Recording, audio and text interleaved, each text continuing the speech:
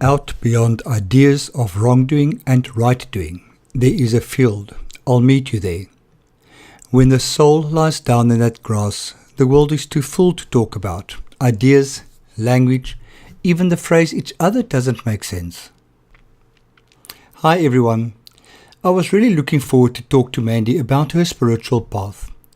We have been friends for many years, and I somehow feel connected to her in spirit, and has felt it from when we met, although I have no idea what her spirituality actually entails. This is thus going to be an interesting chat for me. This is also my first recording off-site, so I hope that the sound quality is good. Let's hear what we can learn from Mandy. Right, Mandy, how are you doing? Good, thanks. And you? I'm awesome. Great. I'm loving your space. I'm loving Komiki. For the people who don't know, we are in Komiki for the weekend, and I'm speaking to my friend Mandy. And she has a lovely house overlooking the sea, and we've taken her new doggy Ben for a walk this morning already and went for a lovely breakfast. So really an awesome space. So it's lovely to be here. Thank you so much for having us. Thank you so much for visiting us. Absolutely welcome. And thanks for chatting to me. Mandy, you're one of those people whom I've known for a bloody long time. Since what, 95? I think it was about 95. 95, 96. Yeah, somewhere around there. Where we met at Appleton. Yeah, when we worked together. And since I've known you, and we've gone through some deep waters together. Indeed. I don't think we've ever discussed our spirituality or religion or anything like that. So I know nothing about you in terms of what you believe in, what your thoughts are about spiritual religion type of things. Mm-hmm. And it's quite weird when I do these talks. I always think about what do I know about these people in that regard. And invariably the answer is nothing. And I don't know whether it's that old age thing that we don't discuss religion and politics around the table, that we just don't talk about it. And being in recovery, for my recovery friends, it's obvious because that's what it's based. But for my non-recovery friends like yourself, we don't talk about it because it's just not something we talk about. Well, I guess when we see each other as well, there's so much to catch up on, and we tend to focus on that. You know? Whereas I have a running friend who is a devout Christian, and we spend a lot of time talking about spirituality when we run together, because as devout a Christian as she is, you would never say so, because she swears like the rest of us and does wild things like the rest of us, but she's absolutely committed to her fairly charismatic Christianity. So we have lots of discussions because spirituality is important to me. I think that it's one of the foundations of your personality. Yeah. I think you need to look after your physical health, your mental health, and your mental health is closely aligned to your spirituality. So from my perspective, I was influenced quite a lot by my first visit to Cambodia, which was a holiday, and I was taken aback by how profoundly peaceful the people in Cambodia were and how forgiving they were when one considered that the Pol Pot regime had been so awful. The entire experience in Cambodia was absolutely vile, and it was not that long ago. I mean, it was sort of 1994. Yeah. And a lot of the people that we met had family members who were, summarily executed because Pol Pot, as you know, decided that he needed to obliterate all the university-educated people. And there are some very, very moving places where you can get an idea of what they went through as a nation. And then you meet these people who can talk to you about losing parents and losing siblings, and they are so forgiving. So that kind of fascinated me, and I loved just the gentleness of Buddhism. And I started exploring that more. I came back and went to a couple of sessions at the Buddhist Center in Wynberg. Okay. Where Rob Nairn, who is a UCT professor, I think he was a UCT professor of psychology, but he's also a very active member of that Weinberg Buddhist Center. So I'd go there in the evenings and listen to talks and also to learn how to meditate. So yeah, that's kind of where my spiritual journey has been, but it's been a bit of a stop-start journey, you know, so things come along and I not forget about it. I don't practice it. Yeah. I don't discipline myself because it is about discipline. You have to actually start each day with meditation. Yeah. Discipline is not one of my strong points, unfortunately. And as I say, if you don't use it, you lose it. So it's interesting that a lot of times you talk about a religious discipline or spiritual discipline, and exactly what it is. You need to have a discipline of practicing this on a regular basis. My favorite word at this moment is spiritual fitness. Yeah. I love that term because it says so clearly that we need to have a sense of spiritual strength to deal with life at this stage. How did you grow up? Somewhere in my back of my head, I get kind of a organized religion background. I grew up in an Anglican family. I was christened and confirmed. Confirmed, Yeah. that's right. Affirmed. Confirmed in the Anglican Church. My mum had a very strong faith and was a regular churchgoer and trusted in God completely. My father was more inclined to believe in a higher being, but he wasn't quite sure where it was and didn't necessarily follow a specific doctrine. Okay. And as a young girl at school, I was quite heavily influenced by the charismatic Christian wave. I don't know if you recall that sort of swept over South Africa, where there was kind of mass hysteria about things like, you know, schools were being warned that children shouldn't listen to certain songs. Those were the days when the Remus Church started in Johannesburg, because I grew up in Johannesburg. Who was the starter of that? I can't remember his name. It was Ray McCauley. Yes. And I think that so it spread through our school as well, particularly through our boarding school.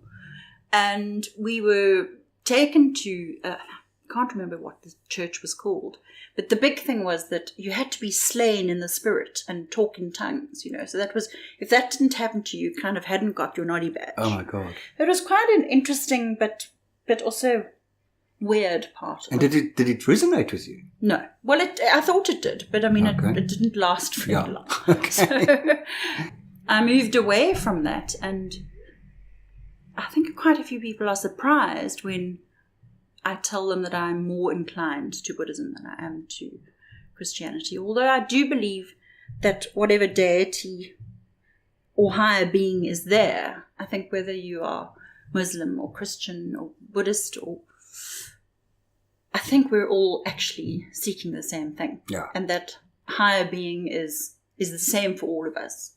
You know, I find it incredibly sad that there's so many wars fought in the name of religion, where ultimately they should all be striving for peace and harmony and compassion. Absolutely. I love that saying that says that if your God prescribes killing for religion, then surely you're praying to the wrong God. Yeah. There's something wrong with that whole dogma type of thing. Yeah. You grew up on a farm. Yes. So how far was the nearest church to the farm? We had two sort of centres of church. As young kids, we went to school in a place called Kumcha, and there was a church there which we used to attend. And then in later years, my parents favoured Stutterheim. Okay. I'm not sure for how that change came about, but there was also actually a church in the village in Kai Road. It was a very active Anglican church, very sweet little church. Was that the closest one? Yes, so that was Kai the village, Road. Kai Road. The village, my parents' address was Rockby Kai Road. Okay. Kei Road. Okay. And there was a beautiful little stone Anglican church. In fact, I was married there. So was my sister. But over the years, it became a contentious issue with race relations and council changes, you know, in those post-apartheid years. And sadly, I don't think it is used anymore. I know. And then at boarding school, we used to get marched off on a Sunday to the Anglican church. Or you'd you'd all get marched off to your various churches. So there was a crew that went off to the Methodist church and a crew that went off to the Catholic church. And we would march down to the Anglican church. And which crowd looked the happiest? Well, we're all quite happy because we got to stop at a shop on the way home and buy the Sunday newspaper and get fresh loaves of bread. God, were those the attractions? Boarding school was just food was so disgusting. So getting a big fat loaf of fresh white bread, hot out of the oven, was a big deal for us. With your mom's freshly made farm butter. No, that hadn't started yet. Oh. Yeah. So that was interesting. And we used to sit in the back row, right in the back pew of this huge church, not pay attention to anything. And in what town was that? That was in East London. Okay. And we had to go in uniform. So full God. School uniform with hats on and socks pulled up to the right point and walking in 2x2 in crocodile. Oh, my word. So that is what you call organized religion. Yes, as opposed to organized crime.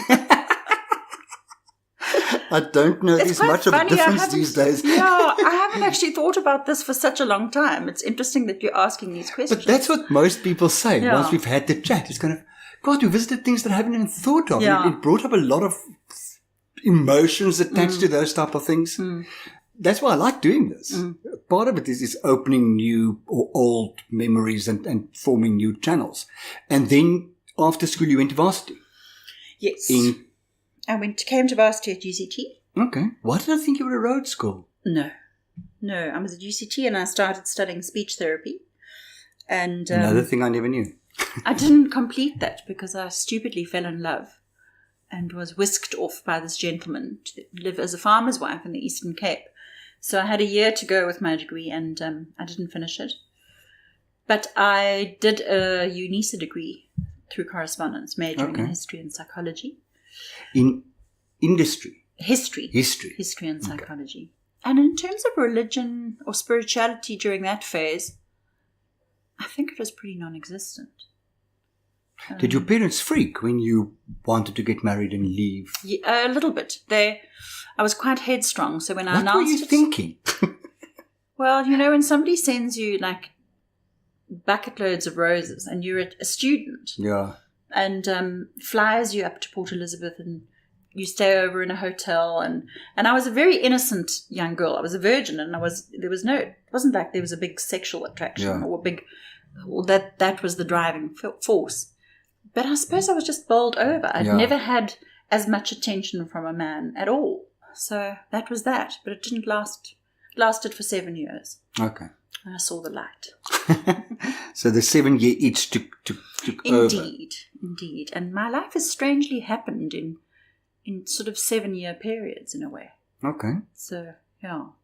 My second marriage was also kind of it was longer. It was a 14 years. I was going to say, that must have been much longer. Yeah. And what was interesting in my second marriage was that my ex-husband used to hide my spirituality books away because he had an obsession with books being displayed all in order of author and or color or whatever.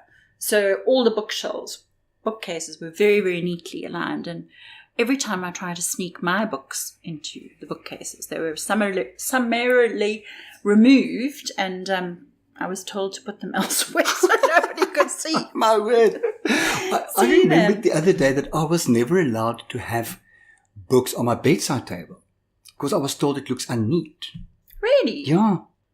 So now my bedside table looks like hell. It's just books and mostly recovery books and the iPad and my book that I'm reading, my book for my inner child that I'm reading. Yeah. So it's total chaos. I would think that's exactly where you need to have. So being a farm lady, were you also attached to the Anglican church and did you have a kind of social responsibility project on the farm where you taught the folk? Because that's what most farm ladies do to keep themselves busy, isn't it? No, I didn't. For the first year... So you were, 2021? I actually turned 22 2 days after our marriage. Okay. God, that's young. Yeah, very, very young, very green, very stupid. Should be a law against it. I can remember my mum coming into my room, the night before I got married and saying, it's not too late to change your mind. And her begging with me and saying, you have had so many dreams of traveling and, doing other things, and you're kind of going to put a stop to all of those dreams now. I guess she knew what I was going into, being a farmer's wife. Yeah, she's had experience. She knew exactly. Yeah, and it was a very hard environment for somebody who'd come from a liberal university.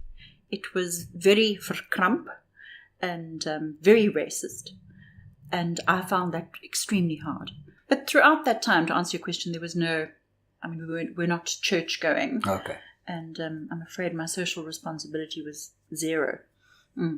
Okay. I baked for the taste never ate, however, which is also a little secret lots of people find amusing. So what did you bake? Bake. Oh, bake. Baked. Oh, you baked for them? Yes. What did you bake? I used to bake milk tarts, a variety of muffins, chicken pies, little mini quiches, rusks. God. And it was a very beautiful little taste never ate, and it would generate at least 3,000 to 4,000 rand for me. Which In those years, that was huge money. Was very decent money. So I'd spend my evenings, I'd work and then come back, and I think it was an escape from not having to engage. Yeah. And I had a domestic helper who'd sort of almost prep a whole lot of stuff during the day for me, and then at night I could just finish it off and wrap, package, and then I'd go in early, go to the gym, go and deliver my stuff, and go to work. So, okay. Yeah. Probably why I don't bake anymore. Mandy is a very good cook, by the way. I wouldn't say that. No, you are, definitely. Listen, Mans, and then you came to Cape Town after the divorce. Yes. Okay. And that's when we met. Yes. Okay. I came to Cape Town with the intention of going back to UCT to complete my speech and hearing therapy degree. In the time that I had left of that year, which was sort of 7 or 8 months, I needed to find some work to save some money.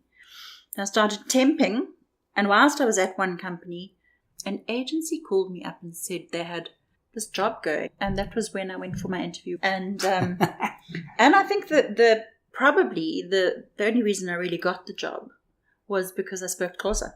So I can remember Nancy. I don't know if you remember Nancy.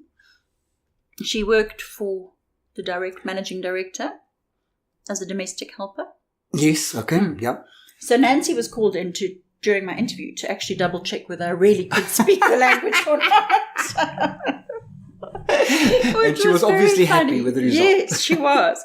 And at that time, for me, it was a well-paid job. And then, of course, it grew. Yeah. And once you're earning money and you've made friends and you've got your feet under the table, I kind of thought, well, why should I go back to university? Yeah. This is far more interesting. And that's where we met. When I applied for that job, I didn't know what a financial service company did. Really? No, I didn't. So in the interview, I was asked, so do you know what a financial company did? And I said, yes. And I just prayed, please don't ask me. Please don't ask me what they do. And I got the job because they were looking for an Afrikaans person. Okay. With client services, and that's exactly what I had. And where were you before that? I was with government. I was working in the parliamentary state division of the Department of Public Works and Land Affairs. Okay. So when I got that job, it was kind of And when did you start that job? You started just before me, didn't you? September 1995. Okay. Yeah. And I think we had a lot of communication because you used to write the newsletter and you used to have to come and illicit information from me. But the funny thing is, and back to spirituality, is that's when I got to know you, but I immediately liked you. And even though I had no sense of spirituality at that stage, in my head, you had something, I don't know what to call it. There was a sense of calm grace to you, even though you're possibly freaking inside because you just got divorced back in the big city, working for a new company. Yeah, I think that is it's a funny thing. A lot of people say that, and I will be quivering inside, and yet they say, well, you look so confident and you look so self-assured and calm. But it is a facade that I've managed to pull off. My mother said that to me once I came into recovery and we were speaking about something. I said to her, but the problem was my confidence. And she said, but you were always so confident. And I said, well, that was the perfect mask I put on. I had no choice. My father was horrified the other day when I told him that I had very little confidence in myself. Yeah. It was absolutely flawed. He really could not believe it. Yeah, we just put that mask on because we have to. Yeah. And then you met your ex. Yes. And then I met my ex, and we had a very happy, I think, 14 years together. And it was through him that you ended up in Cambodia. Yes. You did a lot of traveling. Yeah. And mostly to the east. Yes. For some reason we were drawn there. And so the first time we went to Cambodia, it was a holiday. Were you then still staying in South Africa? Yes. And I fell in love with the textiles and the silk. And we were very, very fortunate to meet the owner of the hotel that we stayed in. It was this beautiful old building right on the front of the Mekong. And it had this, typical old colonial front balcony with high ceiling fans. And you could sit there in the evening and watch the locals go by and have their dinner. And there was somebody who pushed a little cart selling fermented eggs, which apparently is a great delicacy in Cambodia. Apparently, you never had it. No.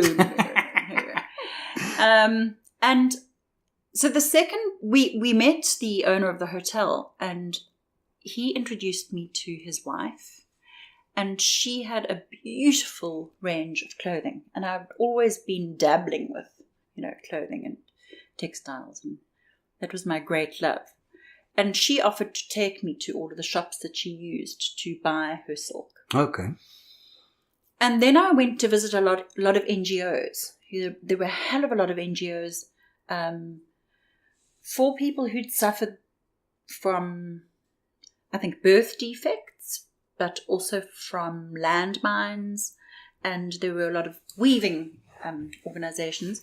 But I met a wonderful girl called Tanan who had a shop quite near the hotel. And I started buying silk scarves and silk bags that she made. Okay. She had a stump on her one hand, and the other hand she had just had I think 2 digits, a thumb and she just fascinated me that she was able to run this very, very beautiful business. And she had a lot of American, particularly, customers, repeat customers. So I used to buy quite a bit from her, and then I used to go into the market and buy. So Cambodia was we probably went there about 3 or 4 times. And from there, we also went on to Laos, to Luang Prabang. And there, of course, you just witness Buddhism. The whole village is really centered around Buddhism and the monastery. And you see these little monks they probably look about 3 or 4 years old, up to like an 85-year-old monk. Yeah. And every morning they come out and they do a circuit around the village to collect alms. Okay. So people give them food or whatever. Sorry. Not arms, Freddie. Not arms with fingers on the end. ALMS. Yeah, no, they're a little more peaceful than that. Yeah, it's not a, yeah. I could just see this Buddhist. Sorry, the machete and a machine the picture gun. in my head, kind of smuggling all this stuff underneath those orange robes. No. Although one of the funny things I did see, and I don't know why I found it so funny, but I saw a Buddhist monk in Phnom Penh hiding behind a car having a cigarette with his yellow umbrella. I took a photograph of him, actually. Yeah. We all have our vices, don't Yes, we? exactly. Sweet. Exactly, yeah. So that was where you came in touch with Buddhism, and am I correct if what I'm hearing is what attracted to you was the peacefulness, the forgiving nature. What else was there? Compassion, and I suppose this ability to accept impermanence, and just a real sense of stillness. Even in the traffic, which was completely wild, it flowed because nobody was aggressive and nobody was in a hurry, and it was just, everything was just sort of seemed to be strongly rooted in something. A little while later, as you know, we moved to Hong Kong and then to Singapore. And from Singapore, I used to travel a lot to Bali. also to do clothing manufacturing. And Bali is Buddhist, although the rest of Indonesia is Muslim. Okay. And staying in Bali and witnessing, the beautiful ceremonies. I mean, every single morning there's sort of a little ceremony with a flower and water, and where they put all these little things out their doors, or in fact in their cars, and the sort of front window ledge of their cars. So you see just this, respect for nature and simplicity. Yeah, resonated with me. So, yeah, it hasn't been a perfect journey, and I don't really understand it fully. But, yeah. Did you feel you were searching for something at that stage in your life? Or did it just happen that this resonated with you when you got in touch with it? No, I think I was searching. I think I was convinced that there was a higher being, but I didn't really know how to connect with that. And you felt the need to connect with a higher being. Yeah. So apart from the Buddhist Center sessions, more recently I went to the School of Philosophy, which in a way, is also searching for that inner being, if you like, and connected with that as your higher being. I am a bit confused about spirituality because I draw a lot from philosophy, and then I draw a lot from Buddhism, and then I sometimes draw something from astrology. So it's still a work in progress, if you like. But I think everybody's spirituality is a work in progress. It's one of those things, hopefully we continue growing. And as we grow, our spirituality grows with it. And you said earlier that it's kind of a start-stop thing. And I strongly believe that sometimes we need to take a few steps backwards to get the bigger picture, to reassess, to reevaluate before we can move forward. Yeah, the problem with those stoppages for me is that they are where life starts to get muddled up and go wrong. And I recognize it, and then I immediately get back into my meditation. And it's amazing how centered I am when I am focused on that. And when Do you formally meditate on your bed, on a couch, or? Mostly on my bed. I meditate in my bed. But I try and sit up. I don't lie down and meditate. And I sometimes listen to spoken meditation. Okay. Yeah, I do guided meditation. Yeah, guided meditation. I find it non-guided, my head just goes too ballistic, while the guiding just focuses me somehow. Yeah. It's very difficult to reach that point where your mind is completely still. Yeah, so I guess every time you stop, you almost have to start from scratch again. So is that for you your spiritual practice, meditation? Okay. Yeah. Do you do any form of motivational spiritual reading? I do. I read a lot of in fact, probably more, 90% of my reading is pretty intense literature. Okay. It's about self-improvement and self-awareness, and sometimes I think it would be quite good just to go and read a trashy novel rather. You're currently reading Joy. What? The Book of Joy. The Book of Is Joy. it called the Book of Joy? Dalai Lama and Archbishop Tutu. Yeah. A mutual friend of ours is busy reading it at the moment as well. James. He was actually, I did a podcast with him as well. He's busy reading it at the moment, also finding it extremely interesting. Yeah, it's quite simple in a way. I mean, it's just there's a simpleness in its expression. But isn't that what I think spirituality is trying to teach us, is to take the noise away, strip the bullshit away, and look at the bare necessities, and focus on that bareness and on the necessities of what we need to do. And if we do that, we'll be okay. Because most of life is, the way I look at it, is noise. And if I think about our lives when we met, when we were socializing, that was noise. There was very little real attached to it. It was, I mean, that weekend of our 40th birthday party on that boat. It was completely hedonistic. Yeah, it was all about hedonism and materialism and things like that. It was lovely. It was fun. But there was very little real connection. Yeah. No, it was more about connecting with a bottle of wine. Absolutely. And the odd-zol. Totally so. I seem to remember on that trip. But I think that's exactly it. And there was a sense for me when my second marriage started falling apart. It didn't start, it just sort of quite rapidly completely crashed. Yeah. And that was a very, very tough time for me. And I took myself off for a 2-week diving experience on a little island called Manado off North Sulawesi, where they have magnificent wall diving, scuba diving. Wall diving. They call it wall diving because it's sort of down a face of, I guess it's an underwater cliff. It's an underwater cliff. Yeah. And there the coral is particularly healthy, and you drift. So there's no effort in it. You're vertical, you're not even bothering to kind of swim, and you just drift with the current. Oh, my word. And it is absolutely beautiful. So I took myself off there knowing that I was moving back to South Africa and I needed to do a last dive trip, but also just to be still and kind of try and answer a few questions. And a friend gave me the book, The Monk That Sold His Ferrari, which I'm sure you've read. Yeah. And that resonated with me a lot, and it sort of, it made me think a lot about authenticity and wanting to live an authentic existence. Singapore had become a lot about, I think, the trappings of wealth. It was an incredibly hedonistic lifestyle as well. You wanted for nothing. You, as a homemaker, because I couldn't work there, I was there on as a spouse.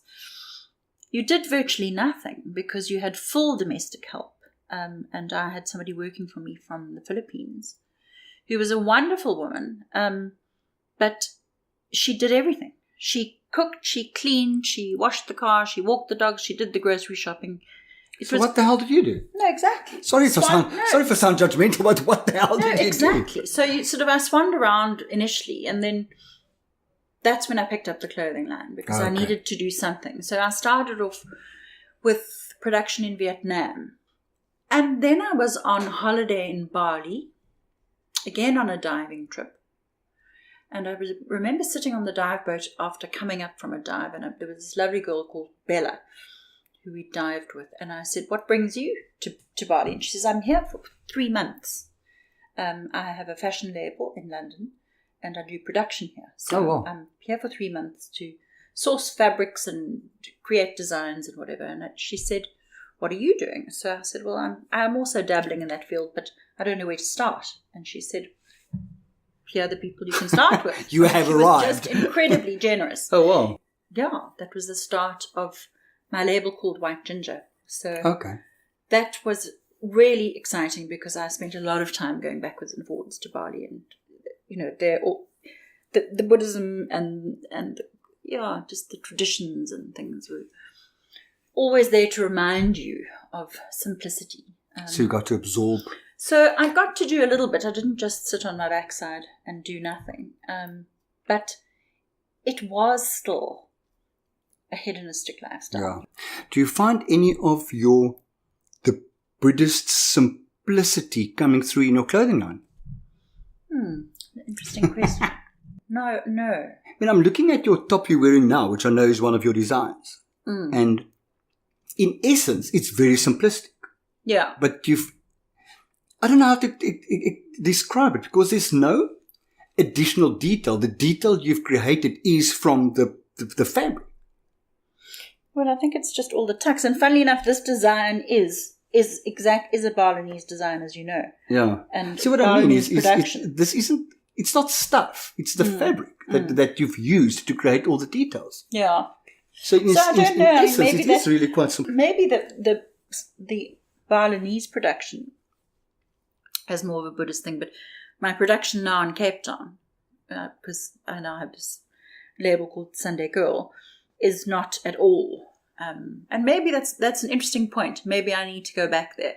Yeah. Because maybe that's where, that's where the essence lies. Tap into that essence, and the reason behind getting excited about it. It will be really interesting to see a combination of kind of African patterned things in a very simplistic, very essence-based, essence-driven design. Yeah. There you go. We've just created your new line. What shall we call it? Afro-Asian. Simple. I want some of the dumb clothes of yours, please. How did the rug being pulled out from under you in Singapore contribute to your spirituality being back in South Africa? If anything, or did it cause one of those stepping backs, those frozen periods? I don't think it even caused a frozen period. I think I was so completely... You were broken. Yeah, I almost want to say, you sort of, when all your insides have just been ripped out of you. Yeah. I was so completely empty, and so devastated and so disbelieving that could have happened in our lives. I drank a lot. I partied hard. I could run like a demon for some reason because I was functioning on pure adrenaline. Yeah. So my friends would always say, "But you had like a bottle of red wine last night." But you take off up the hill at, great pace. But I was incredibly skinny, very light. And I was eventually warned by a doctor that if I didn't get myself balanced, I was going to have adrenal burnout. And then I was going to have very serious consequences. That's terrible, adrenal fatigue, eh? Yeah. I now know 2 people who suffer from it. Absolutely horrific. Unfortunately, I didn't ever get there. But I was very close to it. And the lecture was very much taken to heart. So I think my sense of spirituality just it wasn't even revisited. I couldn't focus on anything but my pain. So you didn't even question. It was too sore to function. Yeah. And I wish I'd been able to step back into just some kind of stillness. I didn't want to live. I felt I had no more purpose in life. I didn't know how I was going to start again. And yet it was, in the end, I think, my decision to leave. I was unable to forgive. Yeah. I couldn't accept the fact that he could value her so highly and was not prepared to distance himself from her for the sake of our relationship. Yeah. He simply did not see that it was a problem. He did not see that it was a problem, that it was essentially, he'd come home from business trips and he'd be buying her presents. And on his birthday, she took him to lunch. And when I asked him if I could take him to lunch, he told me he was busy working. But, as it all came to light, there was this pattern of horrible lies. So you possibly could have forgiven, but I think the problem was, and that's what my ex said to me as well, is you've shattered the trust so badly that I can never, ever I can't see me building that trust up again. So we can't continue. It's not something that I can see happening ever. So even though forgiveness could step in, the building up of the trust will take so long that you just don't have the energy to do that.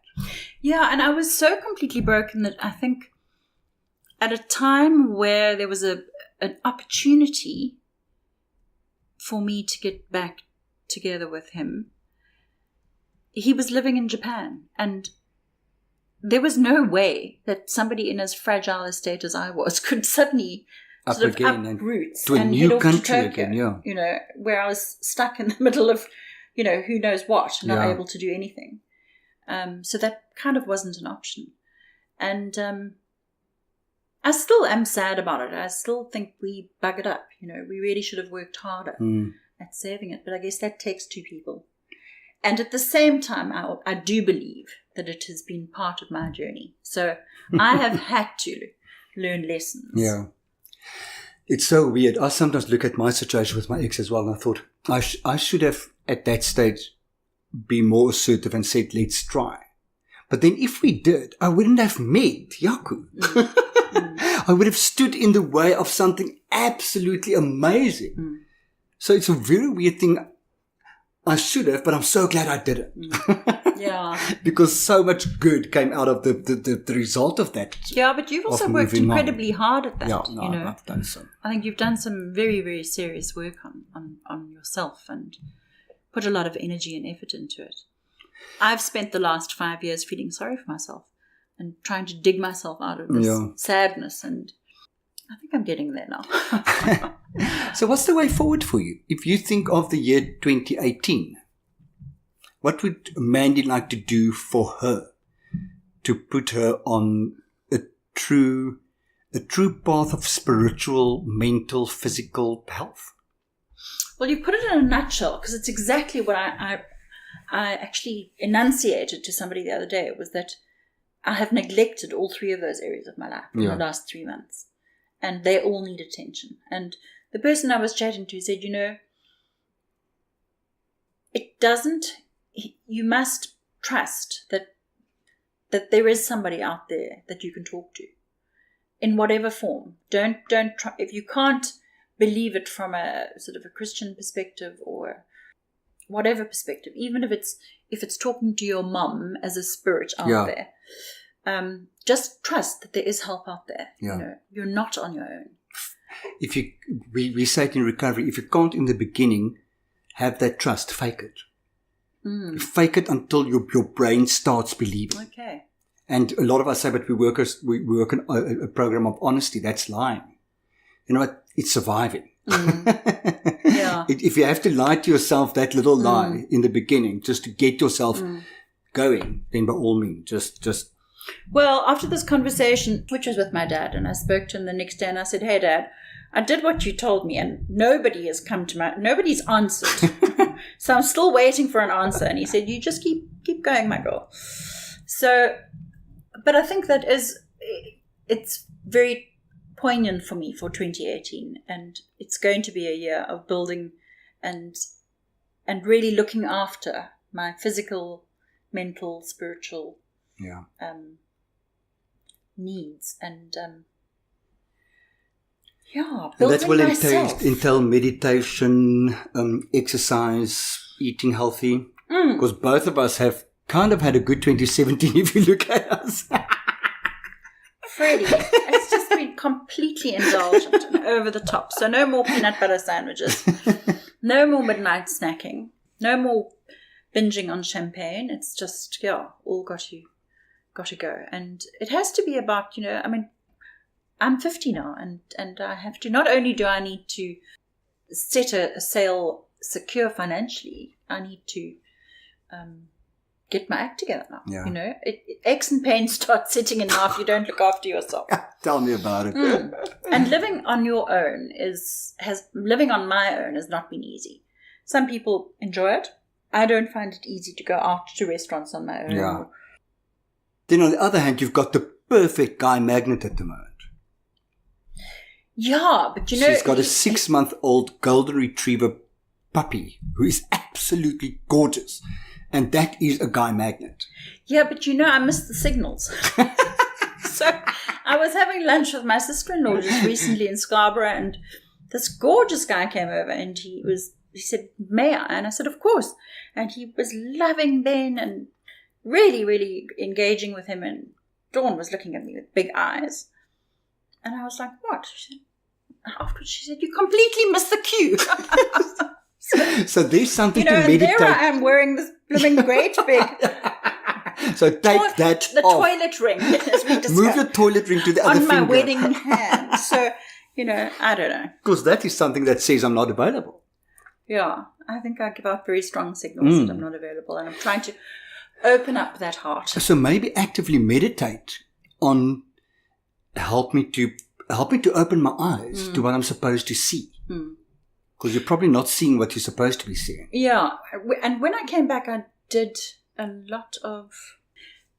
But it's a very spiritual process of connecting with your guides. She works subtly over your body, almost without touching your body. Sounds like a Reiki-ish. I think it is Reiki. I think it might be Reiki. And every time I went to her, she'd say, your heart is completely closed. So she obviously worked with the chakra as well. And she said, until you open this heart, you're not going to move out of this. And every discipline that I went to see, so whether it was the astrologist that I was going to see, or whether it was the Reiki specialist, or whether it was, I saw all manner of people trying to find a centeredness. They all came up with the same thing. And they said, well, are you surprised? It's kind of, this is what life is trying to teach you. So the mission for 2018 is to open the heart to whatever that means. And maybe I need to do that symbolically, I mean, maybe it needs to be, I don't know, my house needs to be covered in hearts. Yeah. Remind you of something, yeah. Oh. Meditate on it. Become quiet on it and see what... For me, during meditation, a lot of arbitrary stuff pop into my head. And once I finish meditating, I can actually put meaning to them. And then the thing is, once I've got the meaning, I need to take the action to make it happen. Yeah. Otherwise, it's just a meaningless or whatever. Yeah. And my answer, especially to my clients, always ask, what you've got to lose? What do you have to lose to open your heart? You've got so much to gain. With that note, I think we'll end it right there. Oh, wow. That's just the perfect place to stop. Great. You've got so much to gain by opening your heart. Thank you so much. I really appreciate it. You must have a wonderful rest of your day. And you too. And a good 2018. As well to you. Thanks, Mans.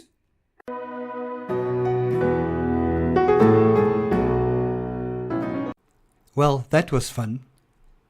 I now feel closer to Mandy than ever before. I'm so grateful that we had this time to talk about her spiritual journey. I know her return to South Africa has been incredibly difficult for her, but I am really happy to see that she seems to be finding both a physical and spiritual place again.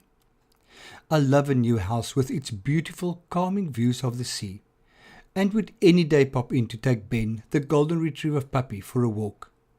It even seems as if our visit and energy in the house brought her cat, Katie, back home. Katie left when Ben arrived. I hope the family will now live happily in their new little piece of heaven. If you have any feedback or remarks, please feel free to pop me an email or connect on social media. It will be great to hear from you. If you want to know more about what I do, please feel free to connect with me on my website, which is www.freddy.org.za, or find me on Facebook at www.facebook.com/freddy.org.za, or on Twitter at @RensburgFreddy. Remember that Freddy is always spelled with an IE at the end. Be safe. Bye.